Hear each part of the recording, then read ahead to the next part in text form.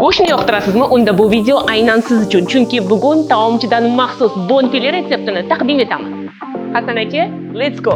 Taomchidan maxsus bonfile uchun bizga mol go'shtini pushti mag'iz qismi. Birinchi bo'lib go'shtning ustidagi pardalar olib tashlanadi. So'ngra paket orasiga olib, bolg'acha bilan urib, yaxshilab savalanadi. Tayyor urilgan go'shtni ustiga ta'bga ko'ra tuz, murch sepib olib qo'yamiz. Rangli bulg'or qalampirlarini somoncha shaklida, piyozni esa parrak qilib to'g'rab olamiz. Qizib turgan yog'da avval piyozni, so'ngra bulg'or qalampirini solib, 2-3 minut qo'yib olamiz. So'ngra mozzarella sirini uzun-uzun qilib to'g'rab, go'shtni tekis qilib qo'yib olamiz. Go'shtni ustiga qovurilgan masalliqlarni solib, mozzarella sirlaridan qo'yib ko'rsatilgandek qilib taxlab o'rab olamiz. Don boqqan ruletimizni tekislab, biroz yog'langan skоворodkada ikki tomonini qizartirib olamiz. So'ngra gaz pechida 180 gradusda pishirib olamiz. Go'shtimiz tayyor bo'lguncha baqlajon va kartoshkadan garnir tayyorlab olamiz. Buning uchun baqlajonni bir nechta joyidan teshib, gazda yonib turgan olov ustiga qo'yamiz. Qo'rqmang, yonib ketmaydi. Baqlajon tayyor bo'lgach, idishga solib, ustini strech bilan yopamiz. Idishni ustini chiroyli qilib bezatib, pyureni solamiz. Baqlajonni po'stini artib, ozgina sariyog'da qizartirib olamiz. Baqlajonni pyure ustiga qo'yib, tayyor bonfileni gaz pechidan olib, issiqligida kesib, idishga solib, sous bilan sug'orib, ko'kat bilan bezatib, dasturxonga qo'yamiz.